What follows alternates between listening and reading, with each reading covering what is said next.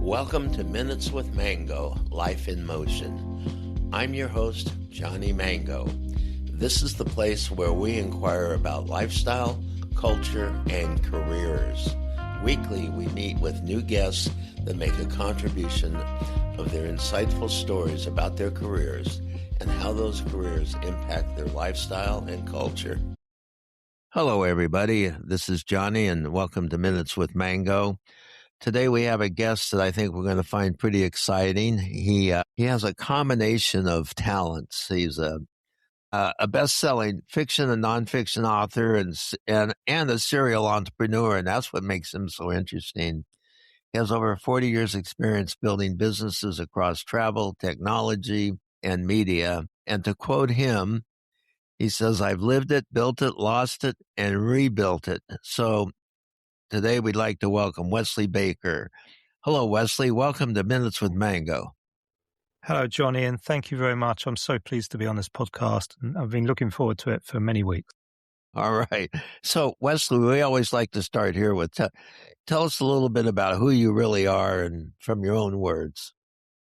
Well, I'm a diverse character, I guess. I've done a lot in my life, more than most people probably would do in 7 lives, and I've never seen things as obstacles. I've always seen things as challenges to go round, over, or under. And so right from an early age, I sort of found my desire to move forward in different things. I think that came probably from playing sports. I was in my high school, we had very good sports teams. And it was the same players in all the teams, really. So it was basketball, cricket, football or soccer, as you know it, softball, all the same athletics, all the same teams. So, and I think that grounding gave me an understanding of how to achieve things, and because we were successful, and we played to a high level, and we were successful at it. And I think that is what I probably fall back on the most, is that experience as a child, and then moving forward from there. And then, so who is Wesley? Well, Wesley is a person that has evolved over time, and has gained a lot of experience and likes to share that experience where I can. And I just enjoy living. I've been close to death several times, more recently in 2024. That changed me, and that led to my books, and that's led to me becoming an author. So there's a whole side to me, Johnny, really, that you have to unwrap. It's a big unwrapping parcel here. Well, let's start unwrapping a little bit. So, you've really lived a varied life. And what do you think? Share with us the greatest lessons you've learned from all your existence. What are the big takeaways for you? I think the most important takeaway, I would say, is do not take life too seriously. Do not worry about financial assets. Life is extremely fragile. We live in a bubble. Humankind lives in a bubble, and it's with one snap of a finger, your life can change. And that's the one lesson I think I've learned more than anything else, is that until that happens, you don't realize. And then sometimes it happens, you carry on, and you go back to the old ways you were, and trying to make that change is difficult. But you need to live for now and enjoy what you're doing now and really take everything in. I spend a lot of time now, I go outside and I listen to the birds, and simple things like that, because it makes a massive difference, listening to nature and being part of the world rather than being zooming around, because, I work at a tremendously fast pace, and that's why I've achieved a lot. But the reality is being able to switch back and go out and actually listen to nature and say, what is this about? Really, everything we do in our lives should be fun. And if we're not having fun, then we need to address that. And that's one thing that I think is the one key thing that I would take for the whole of my life now, is the need to address and be happy. So to kind of chill and take things as they come.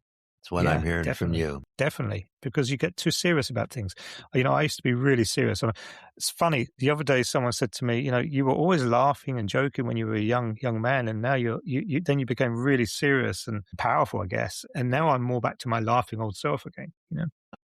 So you've kind of gone back and forth, huh? Full circle. Yeah, full circle. So let's talk about starting a business. We're going to talk about your writing too, but okay, let's talk about the business side of you a little bit. Mm-hmm. What what advice would you give somebody starting a business and scaling it? Because starting and scaling are two different challenges. Yeah, they're two different beasts. And the thing is, starting a business, say in the 1980s, was different to starting a business in 2026. So first of all, go for it. Never doubt. If you have a gut feeling for it, and I always swear by this, it's the gut. If you have a gut feeling for something, then go for it. Do the research necessary before you push ahead, and always be prepared to pivot. Be prepared to pivot, because in the early stages of growing a business, there will be opportunities that will come across your desk, or whatever you're doing, where it could be a shop, it could be anything, opportunities that will come, and they may well be where the business needs to go rather than the direction you think it needs to go. So be prepared to pivot, be prepared to pivot. And then scaling a business, well, that is a different beast altogether. And it's very hard to do. It's not, what tends to happen with a startup that's being successful. So say you're growing, you get carried away, money's flowing in, and you're finding it easy to buy things, and things that you were scrimping on before, and you're just subscribing to everything, particularly in an era now that we live in 2026, where you could subscribe to 50 different things without realizing it and have all these different apps. Do you actually need them all, and are they actually useful? But the other thing is that you've got to you've got to step back. You have to take the foot off the pedal just slightly when you're about to grow substantially, and look and say, what do I need to do it? How do I need to do it? How do I need to scale this business? Is it through acquisitions? If you want to get really, really grow quickly, can you find another company in the sector that you want, or in the area that you want, to acquire cheaply to grow that way? Or do you need to look at the team around you and actually bring people on that can help you grow and scale? Now, that's really important that I say that, because in the past, I would plow on and do things and just push from the front, really, and be the leader, and also be fighting in the trenches sometimes. It's very hard for an entrepreneur to learn to leave the trenches, and you have to know every element of the business, but you also shouldn't be the master of every element. What you need to do is bring in expertise, find people to assist you. And if you're very, very, very lucky, and I'm lucky at the moment now, but it's taken me 30 odd years to find someone like this. If you can find a business partner, one or two people that are actually think like you and can complement you. You don't want someone that matches your skill set. You need someone that's different, and someone, in my case, that's younger and ambitious, that you can perhaps mold a little bit, but also someone that can guide you in areas that you don't know. So, that's something, it's quite difficult to do, to find that person. And as I say, It took me 30 odd years to find the person that I really have now in one of my businesses, that is just a fantastic gentleman who I'm extremely proud to work with and call a friend as well. So kind of looking at your background, you've had a few businesses that kind of hit the across wall. Many industries. Yeah. What's that? Across many industries. Yeah. But you've had a few that didn't survive, I would think. Well, yeah. And that's crucial, actually, Johnny, to be honest, to be really truthful about it. Successful businessman needs to have failed. If you want to, you need to fail. And the reason why you need to fail, and it sounds a really silly thing to say to a lot of people, but you have to, because once you fail, you understand what made that failure happen. And when you come into it again, you actually see the signs. Okay, this isn't going to work. I'm flogging the same old horse that's the wrong horse to do. It's not working.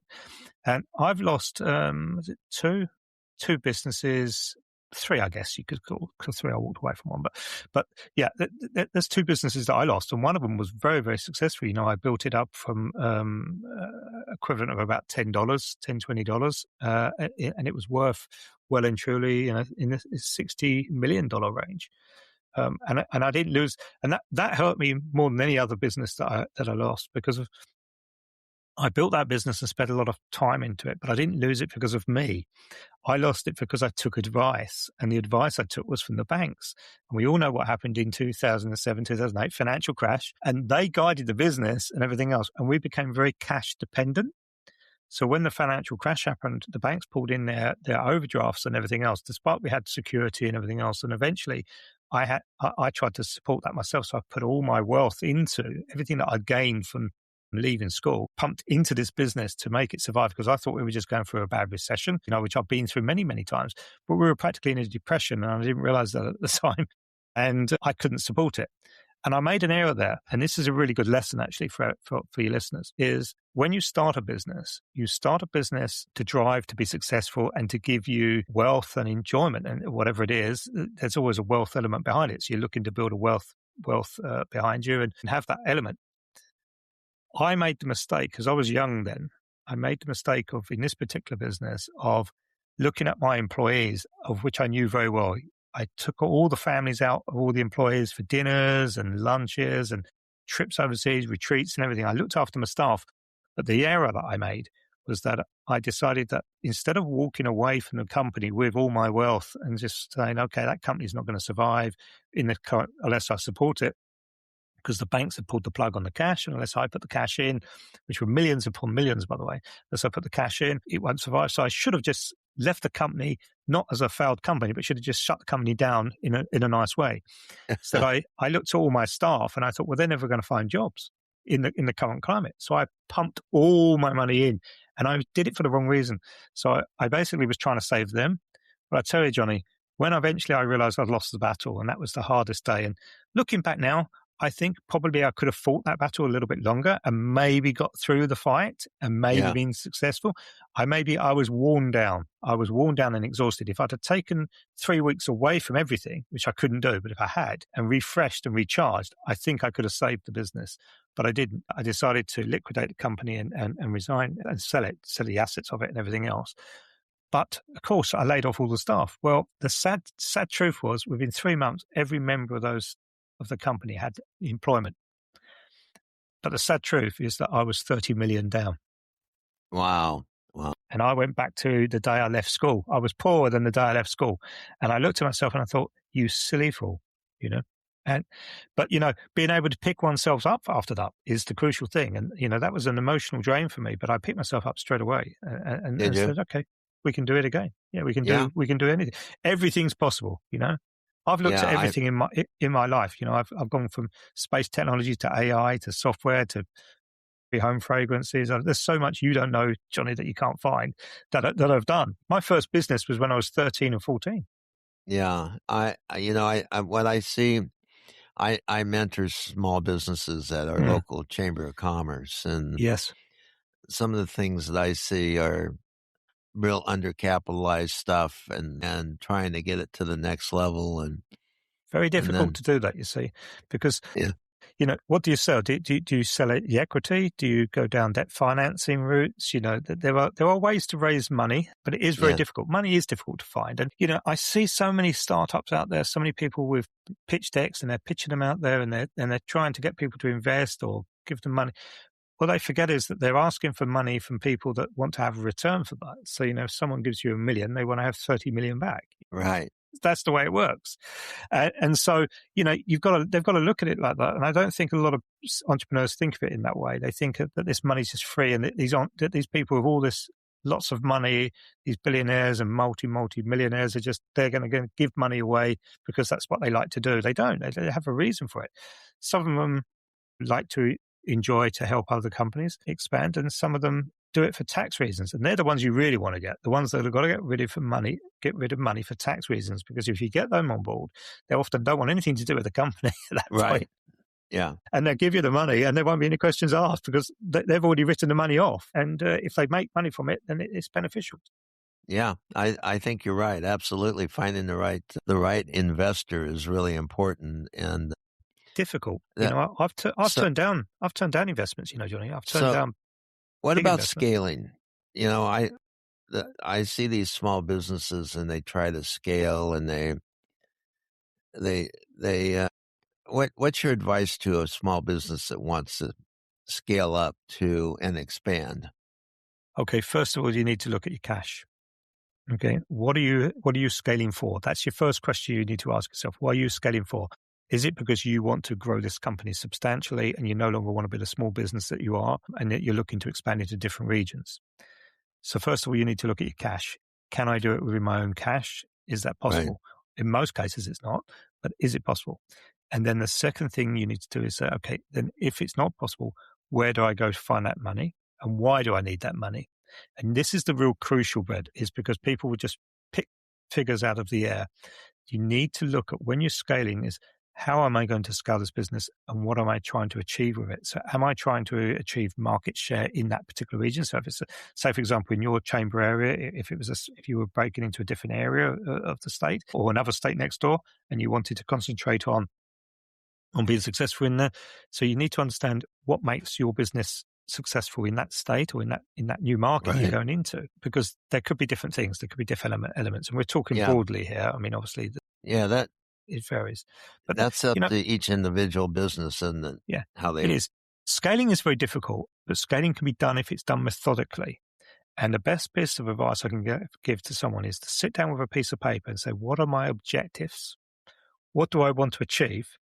How do I achieve that? And what will it take to make that happen? Got it. Okay. Yeah. And if you follow those simple rules, you can direct your business. And trust me, I don't even take my own advice sometimes, but you can direct your business directly for that expansion that you're looking to try to do. I'll give you an example. My current company, we're a travel, media and leisure business, and we've got this large package travel company operating, and we've got a media business aspects of it with content, podcasts and everything. And then something fell in our lap. It fell in our lap, and my business partner called Dan Pratt was sitting, and we said to each other, and he's based in Paris, and I'm in England, and he said to me, he said, I've got this opportunity and we need to, address it. And I said, sure, let's have a look at it. And we realized that there was an opportunity within the business market for us doing retreats and stuff like this. So we thought, well, do we really want to get into that? Because we've got other, we're doing our other expansions. We've got these other big plans. But then we started to get a lot of people within our own business networks coming through constantly and saying, can you help us with building these retreats? Can you do this? Can you do that? And so we started doing these retreats specifically for small business networking groups, a bit like the Chamber of Commerce and all that sort of stuff. And it's flown. We're like 600% from last year, and it's growing so much so that we've now, and this is a lesson for scaling. We've now said, okay, our original plans down this direction, we're still continuing down those plans with those, but we're scaling back on those to re-energize into a different area of the business to grow this area. And this is where I said early on about pivoting. We have pivoted very cleverly into a market that we've just found that we actually have. So we've got so many contacts between ourselves in the business world. I mean, I've got 40 plus years of them. And suddenly we're realizing that people are desperately wanting to come with us. And we've opened up a can of worms in many ways. And we haven't even started marketing or doing anything yet. And yet we have already in the space of just a couple months, $1.5 million worth of business that's just come in, and we haven't done anything for it. Just kind of stumbled into it. That wasn't your plan. Fell into it. Just literally, it was just a conversation in a networking meeting. And someone said, I've been looking to do this, but I'm not quite sure. And I said, well, we can do something for you. And from that, boom, it just went. And one conversation. Your current business is called Pure One? Pure One. Yeah. Pure One Group. And you do travel services, right? Yeah, we do our own package holidays for individuals to go on small group trips and travel independently on particular groups that we arrange. And retreats. Yeah. And now we've gone into something called Pure One Business, which is our retreat side of thing, which is aimed at, but then from that, we've also scaled now. We've said, well, hold on a minute, we can put on our own events. So we're putting on like a jazz festival, we're putting on this, and so we've got all these other exciting things coming on. And our whole business model has changed in a space of 4 months. Wow.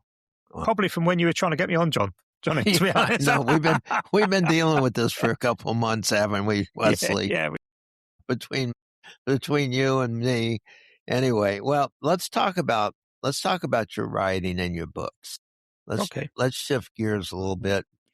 And how did you, you've written a lot of books, so how did you transition into that? Well, I've just finished the 6th one that comes out in July. I just finished writing it 2 days ago. So, what are the books and how did it start? Well, I tell a lot of stories. I'm a storyteller in life, as in life. And what happened was I was dying, and I mean that truthfully. I was dying in hospital in the end of late 2024. I had a perforated bowel, and they couldn't operate on it where it was. They gave a 5% chance of survival if they operated. So they decided not to operate and keep me into ICU and pump me with antibiotics and try. And literally, my wife's always asking me to lose weight. And because I didn't lose weight is why I survived, because I had a little bit of fat that kind of created and saved my life effectively. So I can always win that argument now. Anyway, I digress. Whilst I was laying there, I thought, well, this is it. And I thought about my children. I get a bit emotional about this, Johnny, but I thought about my children and all my friends and family. And I thought, everyone's going to forget my stories, and my children don't even know my stories, And so I thought, well, I better write something, and quickly. So as I laid there with all these tubes in me, I grabbed my iPhone and opened up Notepad in it, or Word document actually, and I started to jot down just stories. And then I realized what year I wanted to focus on, and decided to do a bit of a memoir, just 1 year. I just wrote it, and that was called Echoes of a Season. And I wrote this and eventually got out of hospital, and the whole book was written on this, on my iPhone. And I got out and sent it to a couple of famous authors that I know. And they came back, and, I was still bedridden at this point. And they came back and they said, your book's really good, Wes. It's good. You should get it published. So thank you. And I took advice, and we got it published. I self-published that one. And what happened was it just flew. It flew out the door, and it became a bestseller. And then I started something I never expected, Johnny, was fans. I didn't think I'd have fans. I've been on TV and radio. I've done my own TV show and my own radio show, but I didn't expect fans for books. And I had book fans. You had book fans. Yeah, and they started writing, asking me for a sequel. When's the next one? And it's my memoirs, So I thought. So I wrote a second one called Spanish Sunshine, and then I wrote a third one called Echoes of Andalusia. These are all set in Spain. The first two were set in Costa Brava or Catalonia, part of Spain, and this is when I was living out there in the early 1990s. And then the one the Echoes of Andalusia was before that 1992, because 1992 was a big decision that happened, and I won't spoil it because anyone wants to read the books. But big decision happens at the end of that 1992, and. Then I went on and wrote a novel. I decided I'd have a crack at a novel. And there's a lot of the novel that's true. Some of it is obviously about 60% is fictitious, but there's 40% of it is truth within the novel. And it's called The Spy Who Found Me. And I loved writing a novel because I've written these really good memoirs, but I wondered, could I change? Could I write a novel? Yeah. And a lot of authors were saying to me, no, don't do it. That's not your field is this. And I said, that's rubbish. Yeah, writer's a writer. I wouldn't even want to write this. So I write The Spy Who Found Me, and it was been popular and done very well. Then I went back to writing another memoir called Echoes in Mallorca, which is Echoes in Mallorca is pronounced, which is in the Balearic Islands in the Mediterranean. And that was my beginning in the travel industry when I first went and worked overseas from the UK. And then I've just written now the sixth book, which is a novel.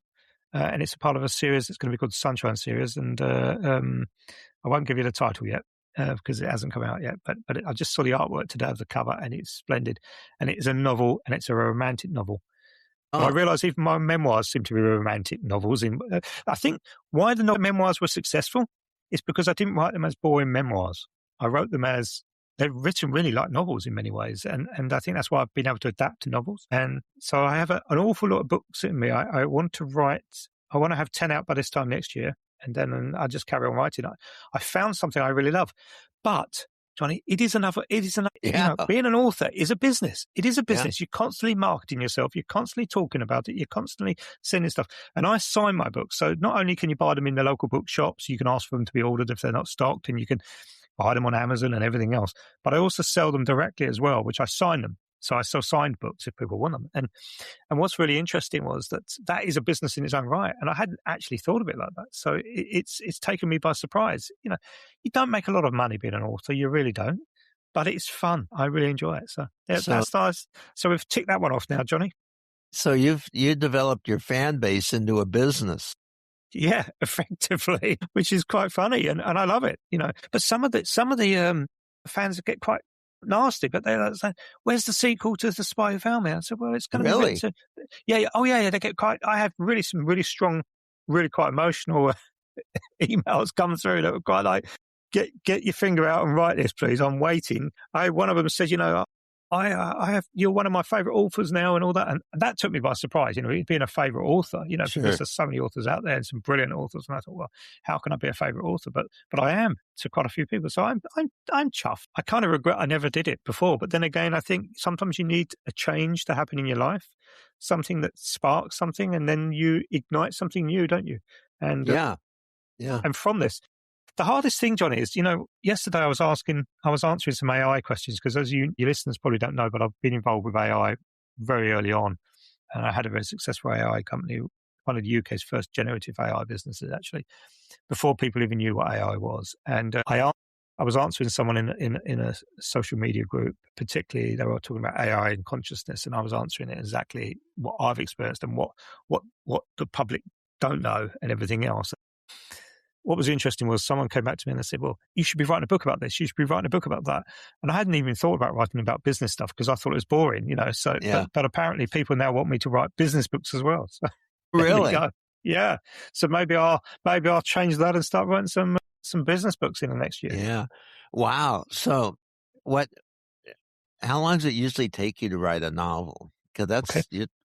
This is the interesting thing. I do not know how authors take 2 or 3 or 4 or 5 years to write a book. I don't know. All I can say is that they haven't been in the business world, because when you've been in the business world, you get things done. The first book I wrote, Echoes of the Season, in the hospital bed, I wrote that in 2.5 weeks. Wow. Okay. Whilst on morphine. Right.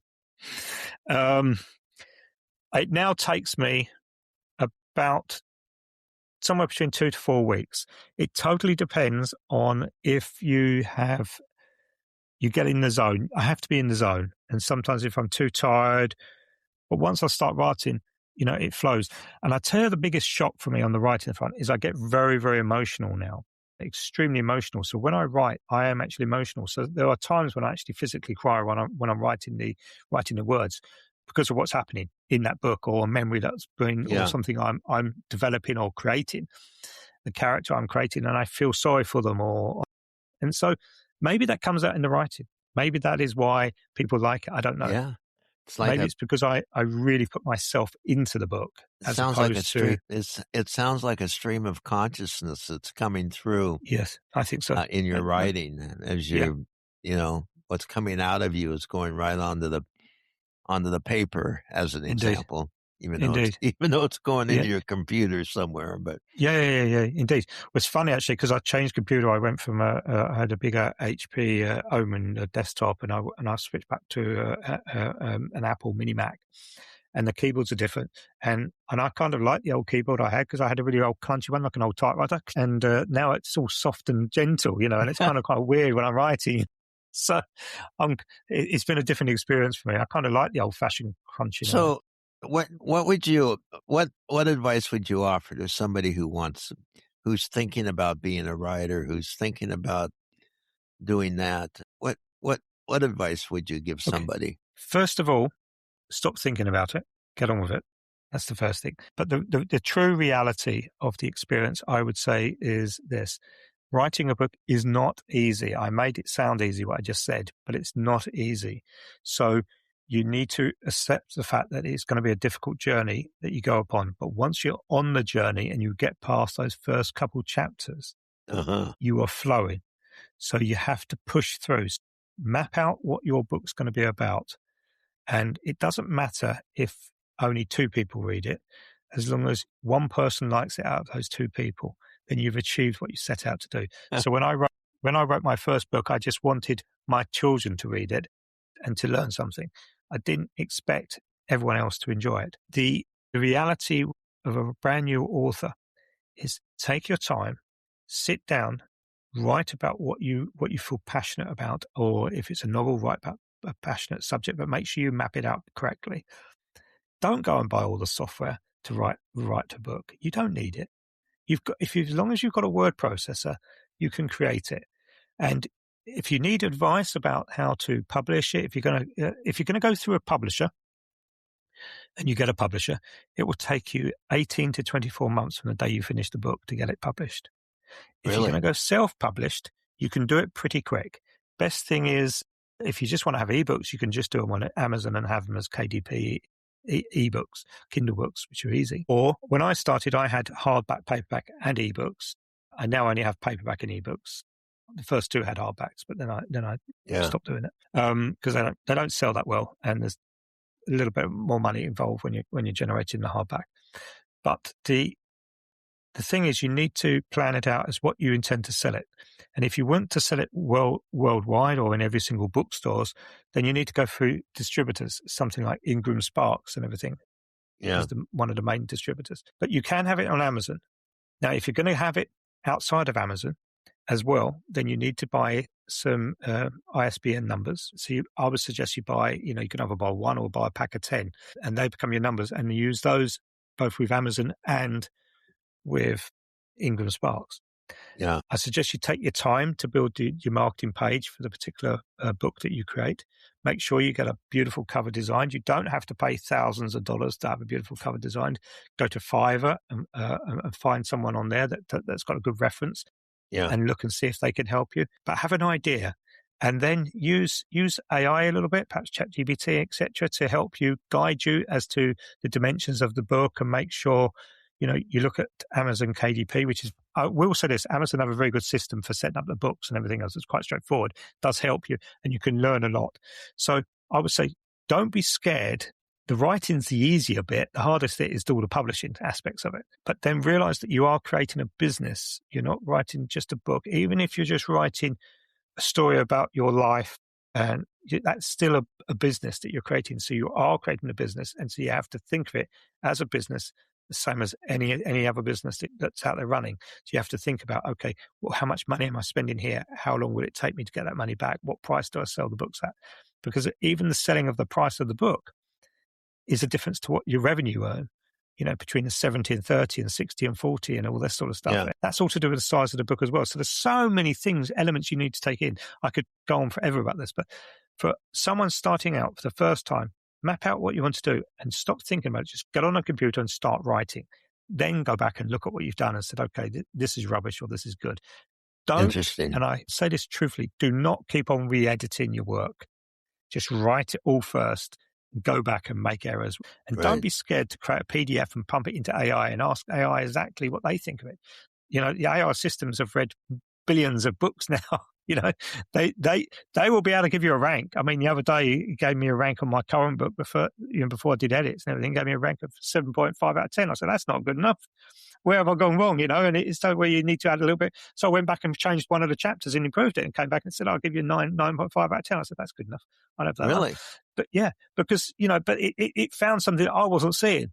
And that's the beauty of, so, you're not using AI to write your material. You're using AI to help you to become your assistant and to guide analyze you.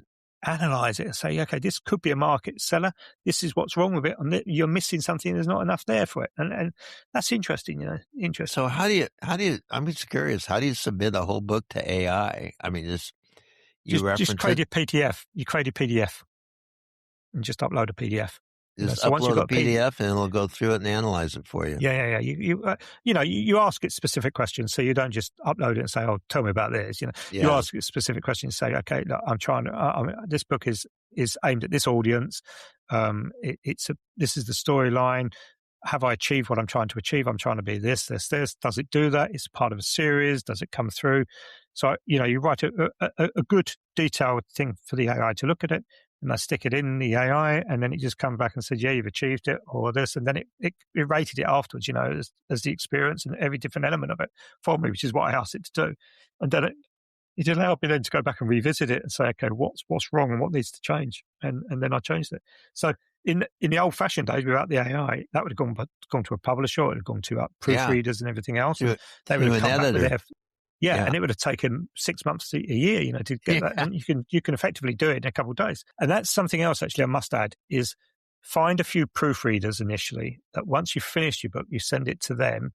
I always go, Authors do it different ways. Some people send the manuscripts. I don't actually. I go right through. I use the Amazon system. I go through and I buy and I get a pre-publication copy, which is a bit more expensive. And it's got you can't be resold. And I go order a few copies of those and I send it to my proofreaders, even in the early stages, and they proofread in the book actually, which is good. I think you find errors easier when you're looking in a book than you do on a manuscript. Yeah. And then once that's come back and the errors are all corrected, then you go to another thing that perhaps authors don't know, a thing called ARC. That's Advanced Reader Copies. And I would suggest you create 10, 15, 20 ARC readers. You find ARC readers, and their job is purely to read the book independently from you and independently review it on Amazon, on Goodreads and BookPub and other sites. And they literally will you might get a bad review. It doesn't matter. The point is you're getting a review. You need reviews. Reviews help sales. So you have to think through that process carefully in order to get it. So write the book, get it proofread, get copies for ARC readers, and publish. That's the way to do it. Okay. Well, that's really helpful. I have somebody. Do you have a book in life you, Johnny? You have a book in? Are you going to write one, Johnny, or?